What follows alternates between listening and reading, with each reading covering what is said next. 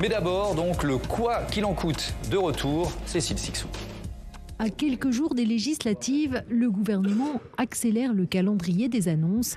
Il veut rassurer les Français sur le pouvoir d'achat et notamment sur la promesse de chèque alimentaire. Si son avenir est aujourd'hui incertain, il compte tout de même mettre en place une aide d'inflation pour les ménages modestes. Cette indemnité arrivera, et je crois que c'est le plus important, à la rentrée, comme l'a dit la Première ministre Elisabeth Borne, directement sur le compte en banque des Français. Elle vise à permettre aux Français qui ont des difficultés de pouvoir continuer à acheter, à faire leurs courses comme ils le faisaient avant. Autre nouveauté, les retraites seront revalorisées de 4% dès le mois d'août. 18 millions de Français sont concernés.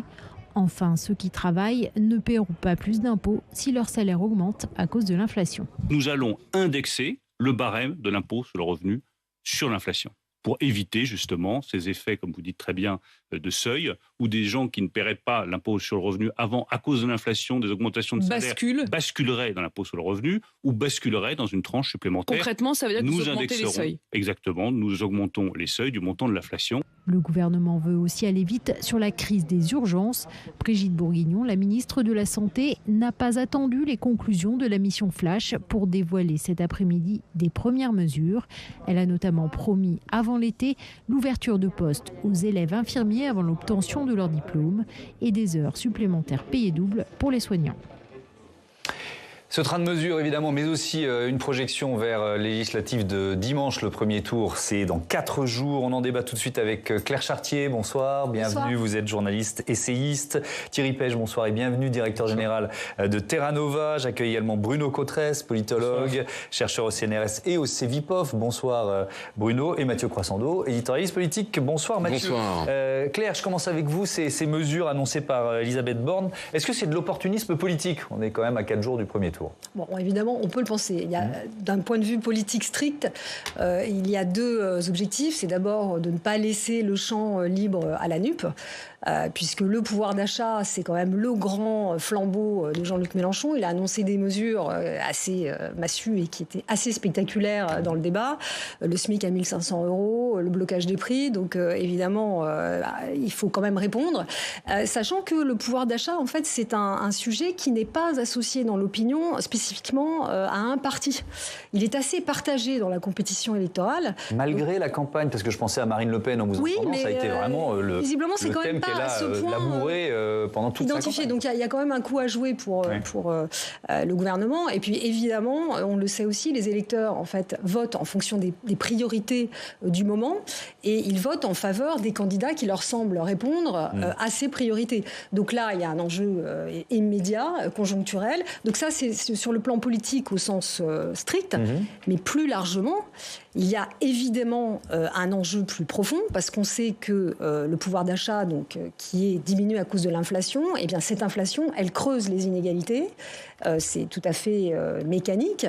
Même le penseur de l'école néolibérale, Frédéric Hayek, reconnaissait dans les années 60 que l'inflation, ça détruisait les classes moyennes et puis que ça accentuait de façon très dangereuse le fossé entre ceux qui détenaient un patrimoine et les couches supérieures aisées. Donc c'est évident qu'il y a un souci profond dans une société qui est à ce point crispée. On ne peut pas se permettre de ne rien faire. Donc il y a une urgence, il y a un contexte électoral et il y a aussi un enjeu vraiment là politique au sens large auquel il faut répondre. Oui, c'est un peu ce que je disais opportunisme politique et obligation sociale. C'est un peu les deux. C'est un peu les deux, mon capitaine. Il y a d'autres pays européens qui dépensent quand même moins d'argent public, où l'inflation d'ailleurs est plus élevée. Thierry Pech, est-ce que Emmanuel Macron s'est converti, contraint et forcé à une sorte de dirigisme économique ? Alors en effet, l'inflation est beaucoup plus élevée dans beaucoup de pays européens, à commencer par notre grand voisin, l'Allemagne. Je crois qu'elle est à 8 ou 9%, parfois évaluée près de 10%. Donc on est à un niveau assez bas d'inflation. Parce qu'on a un mix énergétique particulier, parce qu'on a une agriculture qui néanmoins sert la demande domestique en bonne part. Donc on a une inflation plus modérée. Les autres pays européens confrontés à cette inflation font aussi des choses assez exceptionnelles. Il n'y a pas qu'en France qu'on fait des ristournes, des chèques. Et d'ailleurs, chacun rivalise d'imagination pour trouver des réponses à la situation qui ne soient pas des réponses pérennes. Parce que ça peut se retourner dans 3 mois, dans 6 mois. Et si vous dites, face à un pic d'inflation, j'augmente le SMIC de, à 200 €, par exemple, dans le cas de Jean-Luc Mélenchon, mais si à la fin de l'année, l'inflation retombe à 2%, la réponse SMIC, elle est pérenne, alors que le problème, lui, ne l'était pas. Donc, beaucoup de pays européens ont cette réflexion de trouver des solutions les plus ciblées possibles, les moins pérennes possibles pour répondre à une circonstance déterminée. La question, c'est est-ce que cette inflation va s'installer dans le temps long, auquel cas ces réponses-là seront mises en difficulté. Oui, il y a un moment où on ne va pas éternellement continuer de dépenser de l'argent public, même si on va en parler, la thématique de la dette n'est pas forcément très porteuse politiquement aujourd'hui. Mais quand justement, même. il y a un lien entre l'inflation et la dette, parce que à ce qu'a dit Madame, je voudrais ajouter ce que je partage, ce qui est vrai, l'inflation est un facteur de creusement des inégalités. C'est aussi un phénomène qui ronge la rente et la dette. Si on reste longtemps dans cette situation, vous avez des taux d'intérêt très bas et en valeur réelle, en réalité négatifs. Avec une BCE qui dit je vais augmenter mais qui n'augmente pas tout de suite et qui continue à acheter sur le marché secondaire des obligations d'État, eh bien en réalité la dette fond. Donc il y a un avantage qui n'est pas commenté à cette situation, c'est que la dette mécaniquement est rongée par l'inflation. Bruno Cotresse, je reviens sur ces annonces. Évidemment, il y a une part d'opportunisme politique. Personne n'est dupe. Mais est-ce que l'effet est garanti ? Vous voyez ce que je veux dire ? Parce que l'annonce est faite aujourd'hui, mais les Français vont pas toucher cet argent ou le concrétiser dans leur difficulté à boucler les fins de mois tout de suite. Oui, sauf pour certaines mesures. L'annonce pour la prolongation de la ristourne sur l'essence jusqu'à la fin du mois d'août, ça c'est tout de suite. Donc ça c'est pour ceux qui partaient au mois d'août, ils peuvent se dire c'est bon. Mais c'est vrai que sinon c'est beaucoup plus diffus. C'est vrai que la difficulté pour ces mesures, c'est toujours de montrer aux Français que ça fait vraiment bouger leur mode de vie, que ça a vraiment un vrai impact. Dans leur mode de vie, c'est vrai que tout le monde le constate en faisant ses courses, tout a augmenté. On a le sentiment qu'il n'y a pas un seul produit auquel on est habitué qui est au même prix qu'il y a un mois ou 2 mois. Donc ça, les gens le voient très concrètement. Et la difficulté, c'est effectivement pour l'exécutif d'inscrire ça dans une démarche de plus long terme. De ne pas seulement apparaître comme le pompier qui vient colmater les chèques, les aides, etc., mais de donner du sens à ça. Et c'est vrai que sur le sens à donner à ça, c'est beaucoup plus compliqué tout de suite. Est-ce que ça s'inscrit dans une démarche qui est au-delà de permettre aux Français de faire face à l'augmentation des prix ? Est-ce que ça s'inscrit dans une autre démarche qui est effectivement de revenir sur le thème du salaire, de revenir sur le thème, d'une certaine manière, de la rétribution du travail. Le chef de l'État, le ministre de l'Économie, lorsqu'ils en parlent, disent toujours il ne faut pas perdre de vue, qu'il ne faut pas décourager le travail, donc il faut aider ceux qui prennent leur voiture pour travailler. Donc est-ce que ça s'inscrit dans une démarche un peu plus générale ? Parce que la difficulté de tout ça, c'est le brouillard que c'est en train de mettre progressivement sur les dimensions de plus longue durée. Le chef de l'État, il y a quelques jours, publie une interview dans la presse quotidienne où il nous parle de grands projets, la refondation, le Conseil national de la refondation. Puis là, on est sur demain matin, qu'est-ce qui se passe à la fin du mois sur mon compte en banque. Donc, voilà, pour la que ça ait un effet électoral, il faut qu'il y ait une cohérence de long terme. Il faut qu'il y ait une cohérence, que ça raconte une histoire, que ça tisse une narration à un moment donné. Et c'est vrai que de ce point de vue-là, c'est beaucoup plus difficile parce que le chef de l'État ne veut pas non plus se lier les mains trop longtemps sur les objectifs pour lui dans 1 an, 2 ans, quand il espère qu'on sera sorti de cette inflation. Mathieu. Moi, je pense que ça ne fera pas bouger une voix dans la tête des électeurs d'aujourd'hui, parce que si on regarde l'offre politique de façon comparative, le programme de la NUPES offre beaucoup plus du point de vue du pouvoir d'achat à tous les électeurs. Donc si les électeurs votaient utilitaire pour toucher l'argent, ils voteraient pour le programme qui est le plus généreux à leur égard. Après, le pouvoir ne pouvait pas non plus ne rien faire, donc ils sont obligés d'avancer les propositions. Il faut se souvenir que le pouvoir d'achat, c'est quelque chose dont ils ont toujours eu du mal à se saisir. pas que c'était pas dans leurs préoccupations, mais souvenez-vous, à l'automne dernier, ils étaient obnubilés par les chiffres de l'INSEE qui disaient le pouvoir d'achat n'a jamais autant augmenté pendant un quinquennat. Les chiffres sont avec nous. Or, le ressenti... Ce qui est vrai, enfin, les chiffres de l'INSEE disent... Ce qui est vrai, mais le ressenti des Français à l'époque, à l'automne, n'était pas celui-là. Il était, le plein coûte de plus en plus cher et faire mon plein de courses au supermarché aussi. Donc il y a une forme de déconnexion avec une forme de retard à l'allumage. Et pendant la campagne présidentielle, on a vu que celle qui avait estampillé cette thématique, c'était Marine Le Pen, d'ailleurs, davantage que Jean-Luc Mélenchon à l'époque, qui lui parlait d'environnement, qui parlait de réforme institutionnelle, mais qui parlait pas de pouvoir d'achat. Et là, c'est un paquet qui est fourni, parce qu'il faut bien dire quelque chose sur le pouvoir d'achat, avec des mesures qui sont, je vous rejoins, conjoncturelles et non pas structurelles, parce qu'on ne sait pas combien de temps cette crise va durer, si elle va durer, et une réponse assez classique au fond, qui est on fait des chèques, parce que c'est la seule réponse qu'a trouvé pour l'instant le gouvernement. Juste un comparatif avec l'Allemagne dont vous parliez. Sur la thématique du carburant, ils ont mis en place le ticket de transport public à 9 € par mois pour tous les transports publics, histoire d'avoir une mesure qui à la fois permette aux gens de se déplacer sans payer trop cher, et puis en plus avec un bilan écologique qui leur paraît plus favorable. Donc on voit bien qu'il y a partout en Europe, c'est vrai, des formules qui sont à l'invention pour essayer de répondre à cette question de l'inflation, et qu'en France, on est quand même dans un truc assez classique on fait des chèques, des subventions, des aides, ce qui n'est pas déshonorant, mais je veux dire, ce qui n'est pas forcément très inventif. Évidemment, ça agace ou ça énerve l'opposition. Par exemple, du côté de LR, les Républicains, on écoute David Lisnard, le maire de Cannes, président de l'Association des maires de France.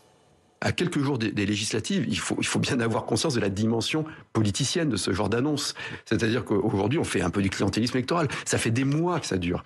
Que le quoi qu'il en coûte, qui était nécessaire au premier confinement et au début de la crise, est devenu une martingale pour distribuer un argent que l'État n'a pas. Évidemment, il faut aider ceux qui sont le plus en difficulté, notamment les personnes qui utilisent beaucoup leur automobile, les personnes dans la ruralité, les personnes dans les quartiers difficiles, évidemment. Et on doit, et c'est la dignité d'une civilisation qui aide ces personnes-là.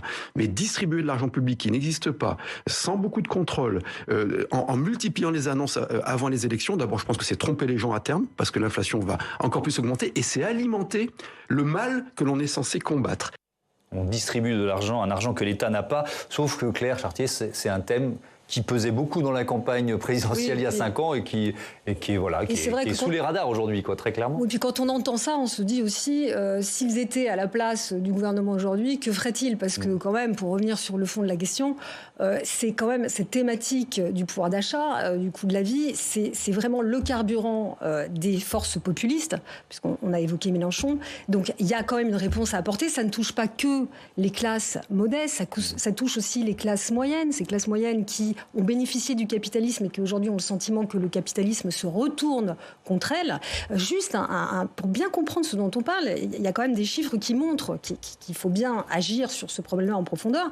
Lorsque le différentiel entre les 10% les plus pauvres en France et les 10% les plus riches, lorsqu'ils font leurs courses, d'après le cabinet de conseil RSS, je crois, si je ne me trompe pas, les plus pauvres perdent plus de 2% de pouvoir d'achat, et les plus riches perdent 0,7%. Donc, moi, je veux bien entendre ce genre de choses, mais il faut bien, effectivement, mettre de l'argent au pot, parce que sinon, on ne peut pas s'en sortir. Il y a quelque chose que je trouve assez intéressant dans la réflexion et dans le débat d'aujourd'hui autour de ça, c'est on est passé, pendant pas mal d'années, on utilisait l'expression « coût de la vie ». Et puis on est revenu à l'expression pouvoir d'achat, on ne parle que de pouvoir d'achat. Alors, donc on fait de la sémantique, qu'est-ce que ça change ? C'est intéressant. Déjà, c'est une expression qui est liée à l'apparition du salariat. Ouais. Donc c'est une expression qui est ancienne, en fait, qui date de la fin du 19e. Et donc là, on n'est plus sur le coût de la vie, on est sur le pouvoir d'achat. Et il me semble que là aussi, ça rejoint quelque chose de profond dans la société, c'est que dans le pouvoir d'achat, il y a pouvoir. Ouais. Et je pense que ça vient toucher cette problématique plus en profondeur, un sentiment qui a gagné une partie de la population française, et pas simplement les classes très modestes, c'est ce sentiment d'impuissance, d'être contraint dans son existence. Et on est dans une société où lorsqu'on ne peut pas manger comme on veut, lorsqu'on ne peut pas bouger comme on veut, lorsqu'on ne peut pas consommer comme on veut, alors que d'autres le font, plus aisés, c'est quelque chose qui est difficilement supportable. Donc là encore, il y a quelque chose de profond auquel il faut répondre. Et ces querelles, là aussi, lui, il est dans l'électoralisme total. Je trouve que ça mérite mieux, en fait, parce que c'est vraiment des questions profondes à résoudre. Ouais. Je reviens sur ce que vous disiez tout à l'heure, Bruno Cotteret, sur la question de la cohérence. On peut aussi se poser cette question à propos des mesures annoncées par la nouvelle ministre de la Santé, Brigitte Bourguignon, sur l'hôpital public. Doublement de la rémunération des heures supplémentaires, possibilité d'exercer dès cet été pour les élèves infirmiers et les aides-soignants, donc pas totalement formés ou pas complètement terminés, facilitation du cumul emploi-retraite. À quoi ça sert, Thierry Pech, d'avoir lancé une mission flash si on annonce ça sans avoir reçu les conclusions? Et je reviens sur la cohérence dont parlait Bruno. Oui, ça pose un petit problème de cohérence, oui. Vous avez raison. En même temps, je pense que tous les décideurs publics, pas seulement du fait de la campagne, je rejoins ce qui vient d'être dit, sont saisis par l'urgence et sont saisis aussi par le sentiment que la société française est assez éruptive. On l'a pu le mesurer dans les mois et les années passées. Donc, des gestes doivent être faits, singulièrement à l'hôpital qui est chauffé à blanc. Les personnels de santé à l'hôpital sont mis à très rude épreuve. Et je pense en particulier aux infirmiers et aux infirmières qui sont souvent les moins bien payés de l'hôpital, ceux qui ont des déplacements quotidiens les plus longs, parce que souvent ils habitent loin, et qui ont les horaires les plus atypiques. Il faut s'imaginer un instant ce qu'est la vie quotidienne de ces personnels. C'est très compliqué. Donc, élection, pas élection, il y a des situations d'urgence qui appellent des réponses d'urgence, me semble-t-il. Alors oui, il y a un problème d'incohérence peut-être dans la gestion des décisions publiques, mais moi je reçois positivement en tout cas l'idée qu'il faut urgemment répondre à l'urgence, si vous me permettez l'expression. Bon. Mais on ne peut pas mélanger le problème, me semble-t-il, des personnels hospitaliers avec l'épreuve que peuvent vivre les petites classes moyennes et les classes populaires en général. C'est quand même pas tout à fait la même chose. Il y a une question singulière de l'hôpital public qui ne doit pas être mélangée avec les autres. Et sur la grande masse, je crois qu'il y a une question qu'on doit se poser, c'est qu'à force de faire des chèques, des ristournes, etc., on anesthésie aussi la population, qui de plus en plus a le sentiment qu'il y a un problème, il y a une solution. Bah oui, il y a un problème, il y a un chèque. Pendant combien de temps ce sera le réflexe, de l'action publique, vous voyez ce que je veux dire? À la fois, je comprends l'urgence et en même temps, je m'interroge sur les effets. Parce que cette inflation, elle vient d'où? Elle ne vient pas d'une surchauffe de l'économie nationale. C'est une inflation qui est importée. C'est une inflation qui est le signe que nous envoie la guerre aujourd'hui, après le signe que nous a envoyé la désorganisation de la mondialisation à la fin de la pandémie. Ces signes-là ne sont pas bien perçus en réalité par la population française. Sentiment que on peut traverser ces épreuves, on fait des chèques, etc. En réalité, on est en train d'entrer dans une quasi-économie de guerre. Et ça, c'est pas clairement porté politiquement, c'est pas dit, mais c'est la réalité. Mais d'où l'appel aussi lancé aux entreprises. Parce qu'effectivement, on ne peut pas tout demander à l'État en permanence. Il y a aussi ça, ce réflexe-là, lorsque vous dites finalement des chèques, c'est aussi donc l'État vers lequel on se retourne lorsqu'on est dans une situation de désarroi comme celle d'aujourd'hui.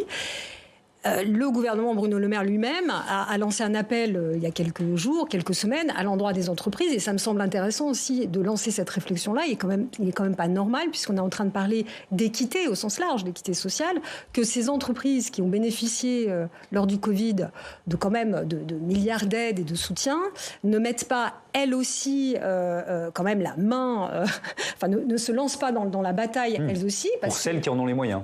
Pour celles qui peuvent dégager la marge suffisante. La difficulté, c'est la verticalité. Si c'est une décision qui tombe d'en haut, peut-être que certaines entreprises ne pourront pas. En revanche, il y en a qui en ont les moyens. Voilà, et la difficulté, c'est de ne pas rentrer dans cette fameuse spirale inflationniste, parce que, vous montez... Le mystère, c'est pourquoi c'est au pouvoir politique de venir chercher les entreprises. Et pourquoi ce n'est pas les salariés eux-mêmes qui viennent? On avait une petite communauté citoyenne pendant la campagne. Mais c'est arrivé, pardon de nous interrompre. Il y a eu, par exemple, de la part du secteur, alors c'était contraint et forcé par les difficultés de recrutement, mais le secteur café, hôtellerie, restauration, bien sûr, ils ont décidé d'une augmentation de mémoire de 18%. Alors ça partait de très bas, on est d'accord. Et également dans le secteur de la volaille, il y a eu quelques mouvements. Mais nous, on avait une petite communauté citoyenne, on les a interrogés sur le pouvoir d'achat en qualitatif. Ils disaient quoi? Ils disaient assez peu, mon travail n'est pas assez reconnu, mon employeur me paye mal et je vais aller le chercher pour obtenir plus, qui est la question sociale classique. Et d'ailleurs, souvent, beaucoup d'entre eux auraient été légitimes à faire cette démarche. Mais ils ne la faisaient pas. Ils disaient en revanche, si je suis en difficulté, c'est parce que les prélèvements obligatoires sont trop élevés. Et d'une certaine façon, non seulement l'employeur n'est pas l'interlocuteur auquel je dois me confronter, mais il est dans la même situation que moi. Et donc, la question sociale est devenue une question de face à face avec l'État. Et c'est ça aussi qui ne va pas, parce qu'en réalité, il y a quand même des problèmes de rémunération. Dans les secteurs que vous avez cités, c'est tout à fait clair. Bien sûr, et dans d'autres, on parlera des professeurs dans notre second débat, on sera en plein dans cette... Juste sur l'accusation d'électoralisme, moi ça me fait un peu sourire, parce que d'un point de vue de campagne électorale, ce que fait le gouvernement, enfin ce que fait le pouvoir est quand même assez déroutant. Je reviens à la question de l'urgence. On a quand même mis 3 semaines pour un président sortant à avoir un Premier ministre, 1 mois à avoir un gouvernement. Or, les dossiers urgents, ils étaient sur la table. Comme s'il avait fallu 1 mois pour prendre la température, goûter l'eau du bain avant de s'y lancer. Enfin, c'est quand même... Et tout pour sortir, au final, des mesures dégainées comme ça 3 jours avant le premier tour. Ça interroge quand même. Moi, je ne suis pas persuadé que d'un pur point de vue électoraliste et calcul politicien, ce soit forcément efficace. On voit effectivement que la difficulté, c'est que ce que disait Thierry Pech, l'urgence est quand même là. Effectivement, la dimension éruptive de la société française est très forte. Nous, on a demandé récemment aux Français quel était le mot qui incarnait le mieux la manière dont la société française les traite. C'est le mot de mépris que les Français nous ont proposé comme le premier mot, quand même très grave, comme dysfonctionnement sociétal, on va dire de ce point de vue-là. Et alors c'est vrai qu'il y a que le gouvernement en place au moment des élections prenne des mesures pour répondre aux attentes. On peut appeler ça de l'électoralisme, mais c'est aussi du bon sens, de bon gouvernement. Et on est un peu partagé, on voit qu'on tourne autour de la question du rôle de l'État. Si on suit le président de l'Association des maires de France, récemment signataire d'une tribune, c'est une solution libérale très dure, disant l'État c'est le régalien, point final. Voilà, on voit bien qu'en France, si on essaie d'appliquer cette solution, ça ne marche pas, ça ne peut pas fonctionner. L'éducation, la recherche, la santé, tout un tas de missions de l'État en France qui sont traditionnellement installées depuis de nombreuses décennies, voire des siècles. Oui, mais pardon de vous interrompre, pas en déshérence, mais pas loin, quoi. Dans cette émission, depuis des mois, Mathieu, on traite des thématiques sur l'hôpital public, la justice, là on va faire l'éducation. Du périmètre de l'action de l'État qui n'a pas été posé non plus par la campagne présidentielle. Donc il n'y a pas eu de débat fondamental là-dessus quand même pendant la campagne présidentielle. Lorsqu'on relit la tribune du chef de l'État à la presse quotidienne régionale, on voit bien qu'il y a les 2 dimensions. Il y a la dimension de court terme et puis il essaye de dire il y a aussi du long terme, on va en faire du structurel, tout ça, mais le temps compte effectivement. D'une certaine manière, effectivement, il y a déjà trop de temps qui est passé en tout début de mandat. Le temps compte. On sera très rapidement à la mi-mandat. Au fond, sans s'en rendre compte, c'est après-demain. Et les ambitions de 2022 sont déjà là. Bref, ça c'est le temps du quinquennat. C'est d'ailleurs le défi. Et puis après, on va se concentrer un peu plus sur les législatives et les projections en intention de vote et en siège que vous nous proposez avec Ipsos. Mais une dernière question, Claire Chartier, sur cette thématique-là. Le défi qui est quand même très compliqué, c'est qu'on est à la fois dans des mesures d'urgence et, on le disait pour les services publics, dans des réformes de fond qui sont ultra nécessaires. Et donc pour le gouvernement, l'État, conjuguer les deux en même temps, c'est quand même très compliqué. Et surtout le faire comprendre, parce qu'en effet, il y a 2 temporalités. Donc il y a en plus des questions, des arguments, des contre-arguments qu'oppose l'opposition à l'exécutif. Tout ça, ça va coûter cher, ça creuse les déficits, etc., la dette. Et la réponse finalement du gouvernement, c'est de dire, réforme structurelle, plein emploi, des choses qui finalement prennent du temps et qui ne se voient pas. Donc c'est vrai que là, c'est extrêmement difficile dans le message de faire passer ça. Et en plus, il y a quelque chose de supplémentaire, c'est que en fait, ça trouble un peu aussi le logiciel macroniste, parce que déjà, on ne sait plus trop ce que c'est, puisque la faute de programme, là, sur quoi se retrouver, on reste un petit peu sur 2017, où on était sur quand même la question de la libération, des élans, des énergies, du dynamisme, etc. C'est pour ça que être dans une sorte de dirigisme économique forcé, je ne dis pas le contraire. Et là c'est compliqué, parce que effectivement, le mot protection revient constamment dans la bouche de Bruno Le Maire et d'Emmanuel Macron, donc déjà, ça ne va pas du tout, ça contredit complètement le logiciel. Et puis, il faut avouer, il faut leur reconnaître quand même qu'ils subissent un peu le syndrome du rocher de Sisyphe, parce que finalement, des éléments positifs à leur actif, comme la baisse du chômage, qui est quand même tout à fait avérée. Vous le disiez tout à l'heure, Thierry, la France, grâce aux mesures qui ont été mises en place, fait mieux dans la hausse de l'inflation que le reste de l'Union européenne. C'est 5,2% chez nous, 7% pour la moyenne des pays européens. Donc ça, ce sont des arguments qui devraient finalement intervenir dans le débat. Et de certaine manière, c'est étrange, et surtout pour le chômage, encore plus pour le chômage dont on a tant parlé en France. Enfin, souvenez-vous de cette inversion de la courbe du chômage, etc. En fait, on a l'impression qu'on est dans une société tellement polarisée idéologiquement que ces éléments de la réalité, en fait, ne sont pas considérés. C'est-à-dire que vraiment, on n'arrive pas à appréhender la réalité. Donc c'est une difficulté supplémentaire. Et du côté du gouvernement, c'est une énorme difficulté quand même, parce que finalement, ils ne peuvent même pas se reposer sur des éléments concrets, objectifs, qui montrent que quand même quelque chose fonctionne dans ce qu'ils nous proposent. Est-ce qu'elle vous passionne, cette campagne législative ? Ah oui, j'adore.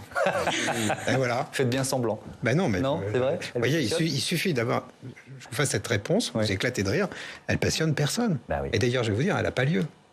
Bon, alors ça tombe bien, on va quand même en débattre et je propose à Jonathan Dupriez de nous rejoindre puisque on va s'appuyer, Bruno, sur l'étude que vous avez menée avec Ipsos, bonsoir, Soprasteria pour Le Monde, des intérêts des Français pour ce scrutin. Ouais, vous le disiez, est-ce qu'elle vous passionne cette campagne ? Et ben, en tout cas, les Français, on a l'impression que ça les passionne pas tant que ça. Hein. Et il y a plusieurs explications à cela, comme l'étude du Cevipof et Ipsos l'avance. L'absence de débat, par exemple, entre les grandes formations politiques, le fait aussi que les candidats à la députation, eh ben, pour beaucoup, ce sont des inconnus en politique. Il y a aussi la discrétion du RN qui mène cette campagne un peu à bas bruit, ou encore l'omniprésence de la NUP, c'est vrai, qui a capté beaucoup de la lumière. Alors pour ce qui est des chiffres, Ipsos révèle que 70% des personnes se disent quand même intéressées par les législatives. Mais alors ce chiffre, s'il peut paraître un peu satisfaisant, on va dire, est quand même en trompe-l'œil, puisqu'en fait il est en recul de 4 points par rapport au même baromètre d'il y a 2 semaines.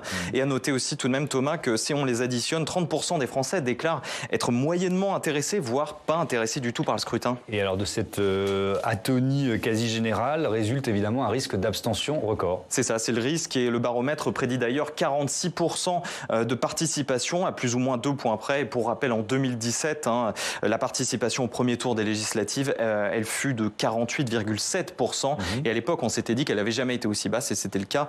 On peut quand même aussi tempérer un peu ce risque de l'abstention par rapport au cas qui s'est produit à la présidentielle, où finalement les personnes se sont décidées à aller voter un peu au dernier moment, quoi. Ça s'est joué dans les dernières heures. Au niveau des équilibres politiques, il n'y a pas énormément de surprises, c'est ça ? Non, là, rien de neuf sous le soleil, on va dire. Ce qu'on savait déjà se consolide. La majorité présidentielle et NUP sont au coude à coude, respectivement donnés, vous le voyez, à 28 et 27,5% des voix au premier tour. Suit le RN à 20%, puis la droite qui est 13 à la peine, à 11%. Alors, qu'est-ce que ça donne en termes de sièges dans les projections ? Ensemble, pourrait rafler entre 275 et 315 sièges. La NUP 160 à 200. En revanche, il faut expliquer une petite subtilité en ce qui concerne le RN, parce que le parti, en fait, s'il peut obtenir 20% des voix au niveau national, et ben en fait, il pourrait récolter que 20 à 55 sièges à l'issue du second tour, la faute au mode de scrutin. Ça, c'est pas nouveau. Ça fait des années que le Rassemblement national, ou auparavant le Front national, proteste. Ouais, ça fait des années qu'ils s'en plaignent parce que les législatives, c'est un scrutin majoritaire à 2 tours qui lui est mécaniquement défavorable. Si le RN parvient à se hisser au second tour de certaines circonscriptions, ce qui est déjà pas simple au vu des 2 blocs qu'il va falloir battre, il doit ensuite remporter ses duels. Et là encore, ça se complique parce que les reports de voix des autres partis face à eux réduisent mécaniquement leurs chances de s'imposer, et donc réduisent leurs chances d'obtenir des sièges. Et c'est pour ça que Marine Le Pen, tout simplement, elle réclame une proportionnelle intégrale depuis des années. Elle l'a encore redit ce matin sur Europe 1. Malgré la promesse faite par Emmanuel Macron il y a 5 ans de mettre en œuvre la proportionnelle, malgré la pression mise par M. Bayrou pour obtenir ce mode de scrutin qui est celui de tous les pays de l'Union européenne, tous sans exception, eh bien Emmanuel Macron a trahi sa promesse et il n'a pas mis en œuvre la proportionnelle. La proportionnelle, ça permettrait à l'ensemble des courants politiques d'être représentés à hauteur de ce qu'ils représentent en nombre de voix. Voilà Thomas, et on s'en souvient, en 2017, ça avait déjà coûté cher au RN. Le parti n'avait obtenu que 6 députés, alors que Marine Le Pen, elle avait fait 34% au second tour de la présidentielle.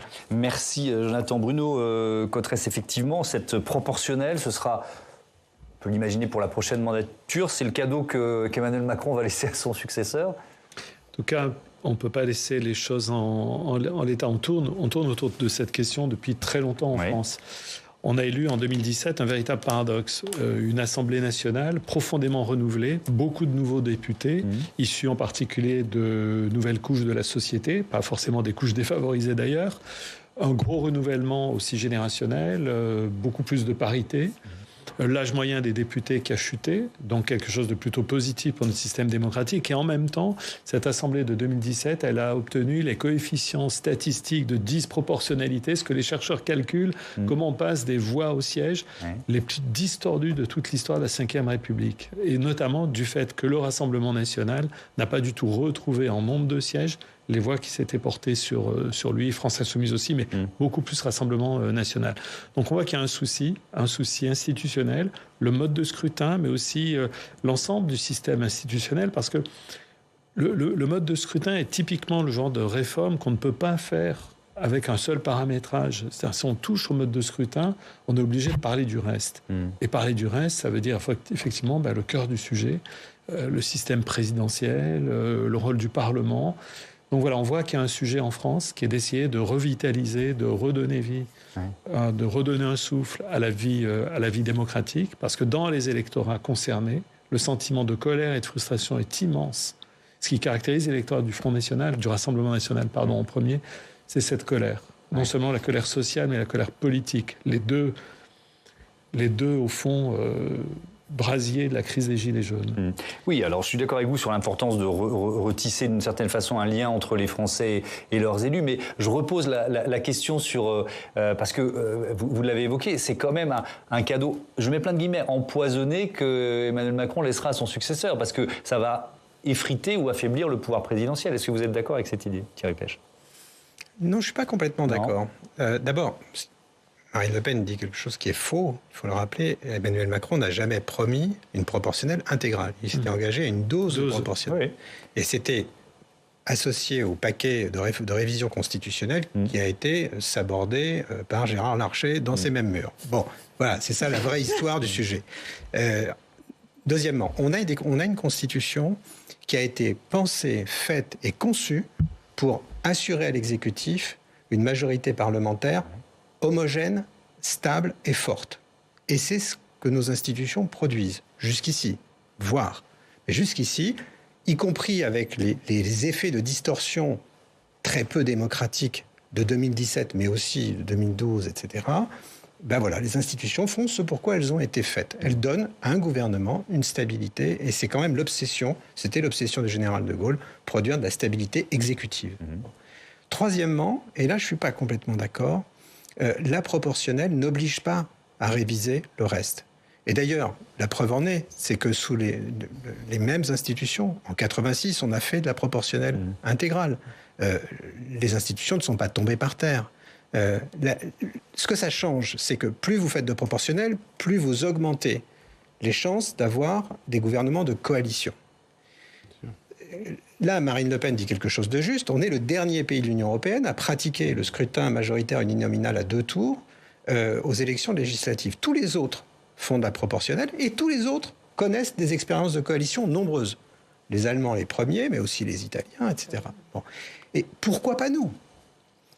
Alors, en effet... Oui, mais est-ce que ça, c'est compatible avec finalement le pouvoir présidentiel, tel qu'on s'y est habitué depuis... La Ve République, non pas la Ve République 2.0, celle qu'on vit depuis 2002 et le quinquennat, mais la Ve République d'avant, elle intégrait l'idée de cohabitation, et dans la cohabitation, le pouvoir présidentiel était plus faible. Mais est-ce que pour autant l'exécutif était moins légitime ? Non. Entre 1997 et 2002, le pays a été gouverné, des réformes importantes ont été faites. Jacques Chirac était président de la République. Il était certes moins puissant que lorsqu'il avait une majorité qui lui ressemblait à l'Assemblée, mais le pays a été gouverné, l'exécutif existait. Donc la Constitution de la Ve permettait, et peut-être permettra dans le futur, si on revient à plus de proportionnel, d'avoir 2 régimes, en fait. Un régime très présidentialisé quand les majorités sont congruentes, et un régime beaucoup moins présidentialisé lorsqu'elles ne le sont pas. À ce détail près que cohabitation n'est pas coalition. Mais la culture du fait majoritaire est inversée parce que l'opposition remporte la majorité. C'est juste, vous avez raison. Et d'ailleurs, ça me permet de préciser une chose, c'est que le vrai risque d'une future cohabitation, c'est que, ça ne sera pas le cas là si jamais la NUP gagne, mais il faut envisager une situation où personne n'accepte d'aller à Matignon. Et où là, c'est la crise de régime. Parce que la conséquence d'un refus de ce type, c'est la mise en cause du président de la République lui-même. Mais alors ça rejoint, et on va écouter ce que disait Manuel Bompard, je crois que c'était il y a 2 jours, parce que, alors je vais rembobiner, le président de la République donne une interview à la presse quotidienne régionale dans lequel il rappelle qu'aucun parti politique ne peut imposer un nom au président, et ça provoque cette réaction de Manuel Bompard. C'était sur Sud Radio. En campagne, on essaye de convaincre les électrices et les électeurs, et on le fait argument contre argument. Et c'est vrai que dans les arguments qui ont été défendus par le président de la République, franchement, ça tient pas la route. Quand il nous dit, de toute façon, Jean-Luc Mélenchon peut pas être Premier ministre parce que je le nommerai pas, bah si, bonhomme, tu vas le nommer. Qu'est-ce que vous en pensez de ce bonhomme, Claire Chartier? Parce qu'il y a une accusation en arrogance, peut-être parfois justifiée, qui vise Emmanuel Macron et qui est souvent portée par d'ailleurs les Insoumis. Il y a une forme d'arrogance dans cette formulation aussi. Oui, et puis là, effectivement, ça peut, ça peut les desservir dans le sens où l'un des arguments qui est agité contre la NUP, c'est précisément cela, c'est-à-dire des députés, les députés insoumis, l'exemple qu'ils ont donné dans la législature précédente, c'était quand même un peu de mettre le bazar, de faire de l'obstruction systématique. Donc il y a un mode d'exercice en fait de leur mandat qui n'est pas forcément très rassurant vu la situation. Donc ce genre d'expression peut renvoyer à ça aussi, c'est-à-dire qu'on va aller on va faire le fight. Et c'est vrai que les électeurs n'ont pas forcément envie de ça en ce moment, vu toute la somme de problèmes qui s'amoncellent sur les têtes, avec l'Ukraine, avec tout le reste. Donc si on ajoute à cela la police tue, c'est vrai que je pense que ça peut les desservir auprès des électeurs. Moi, je voulais juste ajouter quelque chose qui est assez personnel, mais par rapport aux législatives, il y a quelque chose qui me semble un peu être dissonant par rapport à l'esprit du temps aussi, c'est qu'on voit des gens débarquer dans des circonscriptions en fait, et qui sont parachutés. Cette pratique du parachutage me semble aller tout à fait à l'encontre de... C'est pas nouveau. C'est pas nouveau. Non, c'est pas nouveau. Mais ça me semble aller à l'encontre de l'esprit du temps où on a précisément envie, les citoyens, ont envie de connaître ceux à qui ils s'adressent, de savoir ce qu'ils font et de ne pas être pris pour des imbéciles. Donc là, un parachutage, on envoie quelqu'un à quelque part, on sait très bien que parce que c'est un calcul du parti en question. Ça ne répond pas finalement aux exigences des citoyens localement. Donc on voit qu'il y a un calcul politique qui est vraiment absolument déconnecté du terrain. Et ça, je pense que c'est aussi un élément qui commence à devenir assez choquant et qui peut susciter une sorte de désaffection pour ce type de scrutin. Je voudrais revenir sur ça se rejoint sur la question de la participation. Bruno Cotresse, on a entendu les chiffres qui sont prévus dans votre dernière étude pour Le Monde. Est-ce que effectivement, Jonathan Dupriez l'évoquait, il peut y avoir un rebond dans les derniers jours, un peu comme ce qu'on a vécu avant le premier tour de l'élection présidentielle? C'est pas exclu parce qu'on voit qu'il y a des effets de polarisation qui sont en train de se faire à travers la campagne. On voit qu'effectivement, c'est de plus en plus maintenant le combat au sommet entre la coalition Ensemble et la coalition de la NUP. Effectivement, et ça, on mesure mal encore, mais ça peut effectivement avoir des effets de mobilisation, et notamment... la question pour moi se pose encore plus sur le deuxième tour. Que vont faire les résultats du premier tour aux deux principaux électorats. C'est vrai qu'à gauche, si on voit à la fois qu'il y a beaucoup de candidats de gauche qualifiés au deuxième tour, ce qui va sans aucun doute se passer, des ministres qui pourraient être en difficulté dans certaines circonscriptions, est-ce que tout ça ne va pas avoir un effet de motivation? Et du côté de l'exécutif, au contraire, un réflexe d'aller se mobiliser pour donner une majorité à Emmanuel Macron. Donc voilà, on voit qu'il y a une intrigue autour effectivement de ces effets de mobilisation et de polarisation de dernière minute qui sont, je crois, assez intéressants, assez importants. Dans nos données, on a toujours un scénario quand même d'une coalition Ensemble qui est majoritaire. Alors la vraie question, c'est majorité absolue ou majorité relative. Et derrière, dans le bas de la fourchette ou pas. Voilà, puis derrière, il y a la deuxième question qui est quelle est la distance qui sépare, s'il y avait majorité relative, quelle est la distance qui sépare la coalition Ensemble de la majorité absolue? Est-ce que c'est quelques sièges ou est-ce que c'est 10, 15, 20 sièges? Si c'est plus 10, 15, 20 sièges, ça pose une toute autre question que si c'est simplement 3 ou 4 sièges.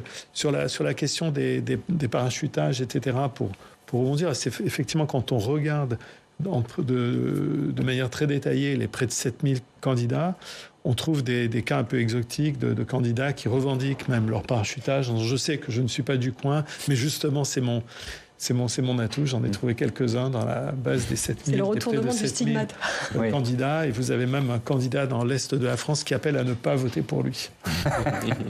Sans parler des candidats agnonistes qui ont choisi d'afficher un caneton à la place du visage des candidats. Inversement, dernier mot de conclusion, le parachutage est peut-être un problème, mais est-ce qu'aujourd'hui, ce qu'on appelait autrefois l'ancrage politique est réellement un avantage ?